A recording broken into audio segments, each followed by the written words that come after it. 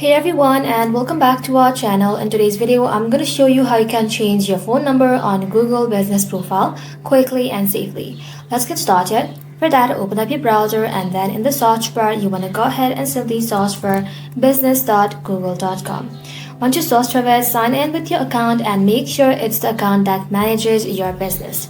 Once you're in, you'll see a list of your businesses. Click on the business whose phone number you want to update, and then this page is gonna open up. On your business dashboard, you want to go ahead and simply scroll below, then scroll these options.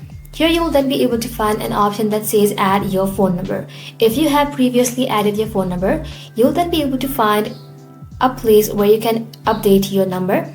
In my case, I haven't added my phone number yet, so in order to add your phone number, go ahead and type in your phone number as you prefer. Once you have done that, tap on save. If you have previously added your phone number and would like to change it, go ahead and simply type in your phone number in this box and then tap on apply and then tap on save. And that's it. Google might take a few minutes to verify the changes and update your public profile.